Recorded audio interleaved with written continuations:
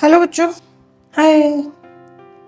जैसे हमने इंटीग्रेशन का सीरीज शुरू किया हुआ है, लास्ट 1 लेक्चर मैंने डाला है बेसिक ऑफ इंटीग्रेशन पे। उसी को आगे बढ़ाते हुए आज इंटीग्रेशन का मैं डाल रही हूँ सब्स्टिट्यूशन। इंटीग्रेशन का अगर मैं टाइप वाइज बात करूँ, सबसे पहला टाइप आता है सब्स्टिट्यूशन। मतलब कुछ तो ऐसा रहता है फंक्शन में जिसको हम सब्स्टिट्यूट करके बड़े इजीली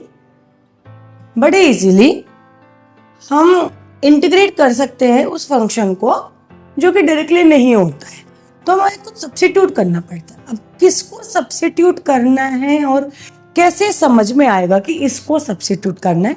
सब्स्टिट्यूशन जो टाइप है इंटीग्रेशन का, उसका एक फिक्स फॉर्मेट होता है एंड दैट इज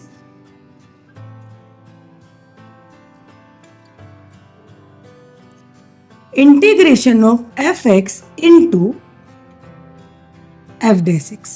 मतलब आपका क्वेश्चन कुछ ऐसा होना चाहिए कि एक फंक्शन और उसका डिफरेंशिएशन उसी क्वेश्चन में विद मल्टीप्लिकेशन होना चाहिए dx के साथ। ठीक है, तो वो जो भी फंक्शन होगा हम उसको सब्स्टिट्यूट करेंगे विद t एंड देन चूंकि उसका डिफरेंशिएशन उसी में ही मिलता है तो वो बन जाता है हमारा dt। Simple.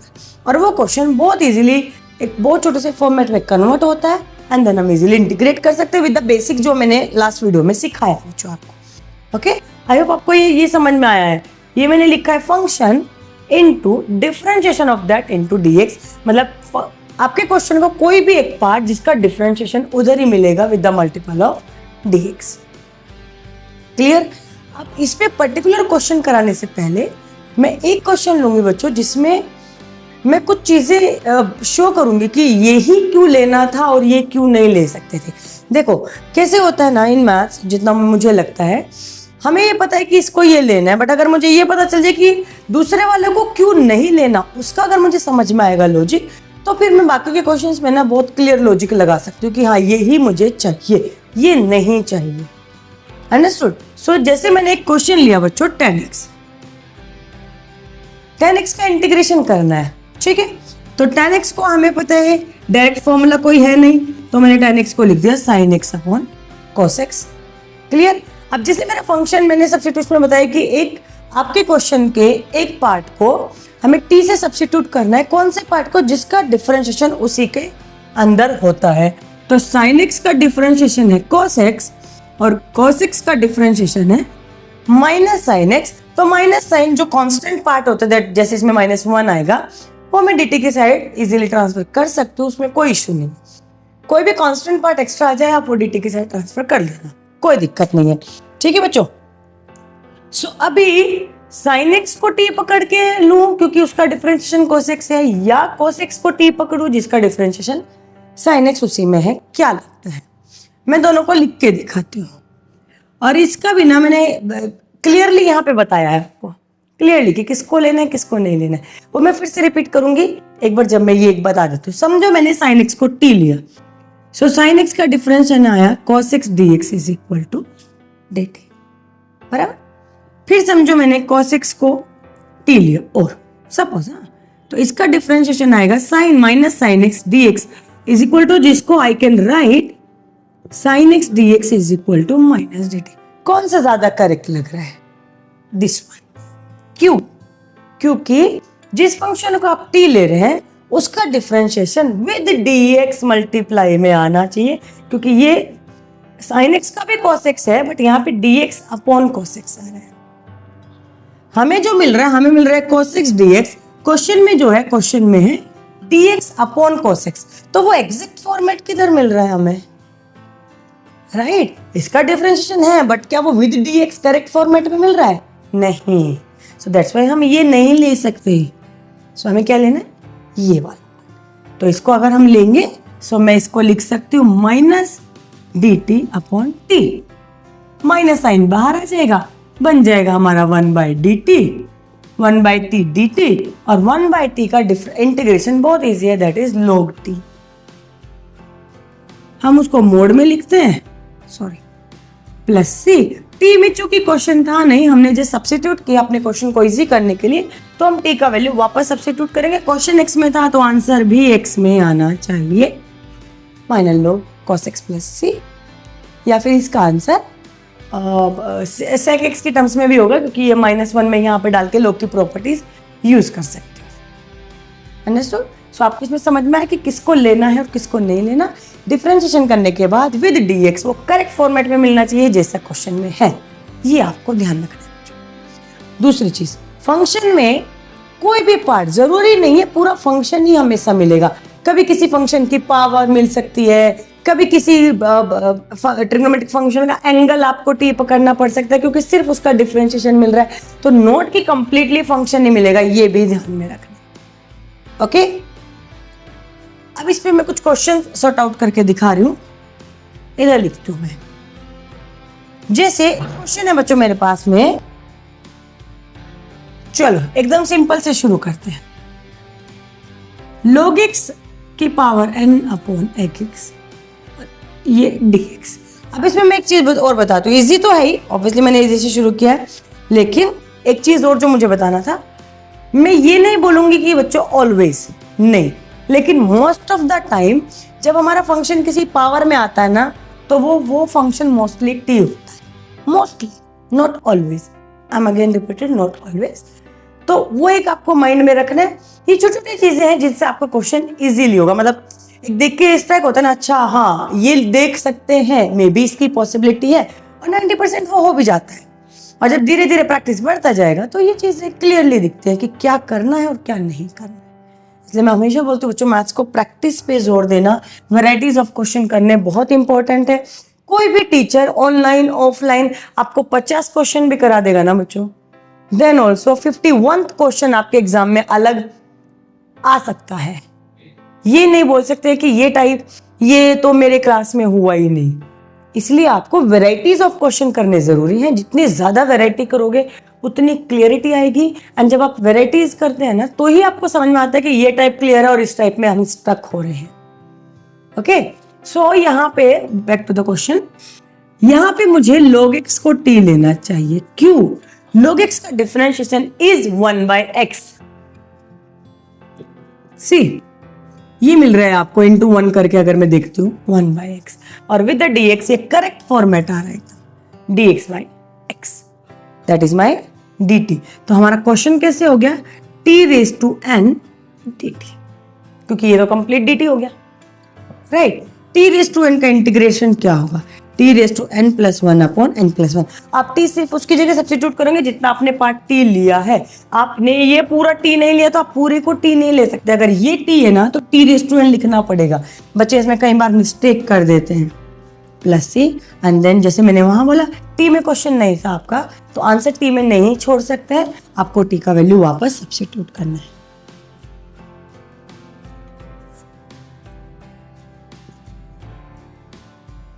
I hope you understand कि सब्स्टिट्यूशन टाइप दिखने में कैसा है, सॉल्व कैसे करते हैं। ओके, अगेन एक और क्वेश्चन ले रही हूँ सो दैट और थोड़ा क्लियरिटी आएगा इस दिस टॉपिक पे। ठीक है, ओके। एक ही क्वेश्चन आया बच्चों, 1 + x upon x into sin x plus log x। अब इसमें भी एक चीज है, मैंने ये क्वेश्चन क्यों लिया, जैसे मैंने आपको यहाँ बताया कि अगर किसी की पावर कुछ लगे, ज्यादा पावर भी होती है ना, यहाँ पे 10 होता है 20 होता है, तो मोस्टली चांसेस थे कि वो फंक्शन t होगा जिसको हम पावर लगाइए। तो वैसे ही एक ट्रिक ये भी है कि जब ट्रिग्नोमेट्रिक फंक्शन आता है, जब मैंने एक्सप्लेन किया तो मैंने आपको बताया कि वो पार्ट जो हम t सब्स्टिट्यूट करते हैं क्वेश्चन का, वो नोट की पूरा फंक्शन होगा। जैसे मैंने यहाँ पे बताया कि नोट की पूरा फंक्शन होगा, वो किसी की पावर या किसी का बेस या ट्रिग्नोमेट्रिक फंक्शन का एंगल हो सकता है, और यहाँ वो ही है। मोस्टली ट्रिग्नोमेट्रिक फंक्शन के जो एंगल्स होते हैं, अगर वो कॉम्प्लिकेटेड जैसे दिए हैं, क्योंकि ऑब्वियसली ये इस फॉर्मेट में इंटीग्रेट नहीं होगा, तो मैं अगर इसको t ले लेती हूँ तो नॉर्मल से sin t बन जाएगा। एक तो रीजन वो है, एंड दूसरा कि अगर मैं इसको t लेती हूँ तो ऑब्वियसली इसका डिफरेंशिएशन आपको मिलेगा। अगर आपको डायरेक्टली नहीं दिख रहा है ना बच्चों, समझो कुछ है कैलकुलेशंस में जो डायरेक्टली नहीं दिख रहा है कि x log x का डिफरेंशिएशन ये कैसे बन रहा है, ये बनना चाहिए था फिर 1 प्लस एक्स अपॉन एक्स। तो आप डिफरेंशिएट करके देख लो ना यार, कितना ही लग रहा है, 2 मिनट 2 स्टेप, करेक्ट। तो हम इसको डिफरेंशिएट करके देख लेते हैं। एक्स का डिफरेंशिएशन 1, log x का डिफरेंशिएशन 1/x। अब आप बोलोगे ये कहाँ दिख रहा है, वैसा ये है, वो उन्होंने सिर्फ एलसीएम लेके लिखा है। अगर मैं इसको एलसीएम लेती हूँ तो x + 1/x ही बन रहा है ये बच्चों। सी ये बन गया आपको x + 1/x dx कंप्लीटली बन रहा है। और अगर ये कंप्लीटली के साथ यहाँ पे कुछ एक्स्ट्रा ये आता नंबर तो वो मैं इधर शिफ्ट कर देती, और जब dt के साथ आता मैं कांस्टेंट बाहर निकालती। अब इसमें एक वैसे भी आएगा आगे जाके, जब मैं बताऊंगी कि हम किसी फंक्शन को t रखते हैं, पूरा dt नहीं, मतलब पूरा डिफरेंशिएशन नहीं मिलता क्वेश्चन में, कुछ पार्ट रह जाता है, उसको कैसे सब्स्टिट्यूट करना है। नॉट इन कांस्टेंट टर्म्स बोल रही हो, इन वेरिएबल टर्म्स ऑल्सो कुछ रह जाता है, उसको कैसे करना है वो भी मैं बताऊंगी बाद में जब वो आएगा क्वेश्चन। देन तो ये मुझे मिल गया, ये मेरा dt बन गई, ये कंप्लीट। तो मेरा क्वेश्चन हो गया dt/sin t। तो यहाँ पे मेरा कैसा हो गया बच्चों, यहाँ पे भी वो छोटी सी चीज याद रखना है कि साइन का जब एंगल थोड़ा कॉम्प्लिकेटेड आता है तो मोस्टली चांस है कि वही t होगा। और अगर डायरेक्टली आपको नहीं समझ में आ रहा है कि उसका डिफरेंशिएशन वाकई वो है कि नहीं, तो आप उसको पुट करके देख लो, एक स्टेप सॉल्व करके देख लो, वो मिल गया तो गुड, मिलेगा 90%। अंडरस्टूड। तो ये 1/sin t क्या हो गया है, cosec t, right.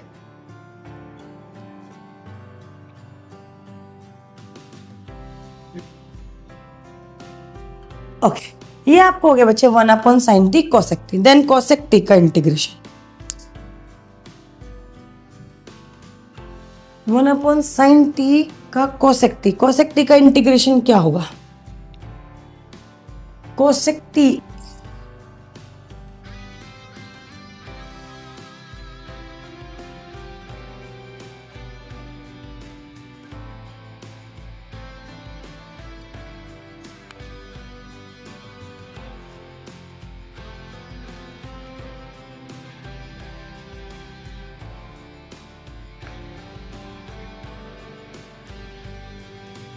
Cosec t का इंटीग्रेशन होता है बच्चों log of cosec x minus cot x plus C. T के टर्म्स में है तो टी के टर्म्स में लिखेंगे log of cosec x cosec t minus cot t plus C. ये आपके कोसेक एक्स का फॉर्मूला होता है इंटीग्रेशन का। चूंकि फिर अगेन कि टी में आंसर नहीं छोड़ना है तो आप यहाँ पे वापस से ये सब्स्टिट्यूट करेंगे। log ऑफ cosec t का वैल्यू था मेरा x प्लस log x, तो ये जो है cos of log x plus log x minus cot of x plus log x plus c। ये आपका आंसर आ गया। Okay okay, next question.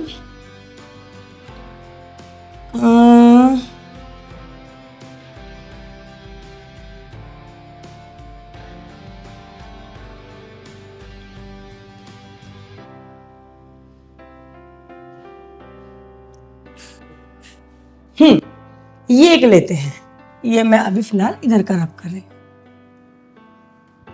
Next question is x² + 2। अब देखो ये देखने से नहीं लगते हैं, जैसे मैंने शुरू कर लिया डायरेक्टली देखने से ही पता चल रहा था, बट ये देखने से नहीं लगते हैं, बट ये होते हैं into a⁻x plus tan inverse x।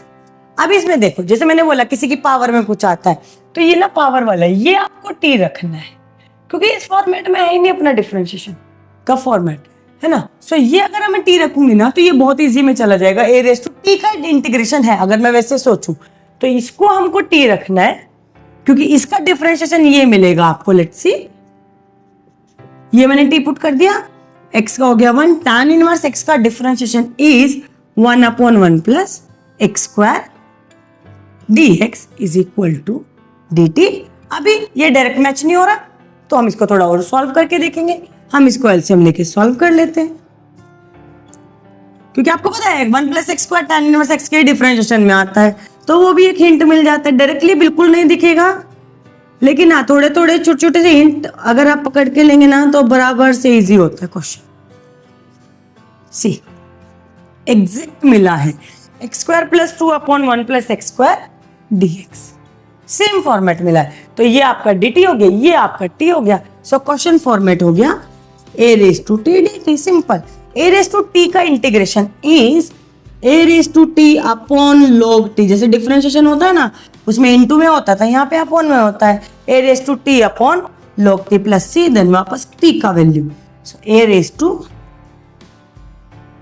x plus tan inverse x upon log of x plus tan inverse x plus c, correct. So I hope आपको समझ में आया होगा अलग अलग वेराइटीज में कि आपका फंक्शन कहीं भी हो सकता है जिसको आपको t लेना है, नोट की डायरेक्टली फंक्शन हो। इसलिए मैंने 3-4 क्वेश्चन लिए जिसमें अलग अलग जगह दिख रहे थे, और जो डायरेक्टली नहीं दिख रहे थे कि ये हो सकता है, बट वही थे, राइट। सो आई होप आपको ये क्लियर हुआ होगा बच्चों, कॉन्सेप्ट क्या लेना चाहिए क्या नहीं लेना है, कैसे समझ में आएगा कि ये नहीं लेना है, वो भी मैंने स्टार्टिंग ऑफ द लेक्चर मैंने बताया कि dx के साथ प्रॉपर फॉर्मेट में होना चाहिए। नोट हमें सिर्फ ये देखना है कि उसका डिफरेंशिएशन तो है, अगर वो dx के साथ प्रॉपर फॉर्मेट में नहीं आ रहा है तो हम उसको नहीं ले सकते, जैसे मैंने tan x का एग्जांपल करके दिखाया आपको।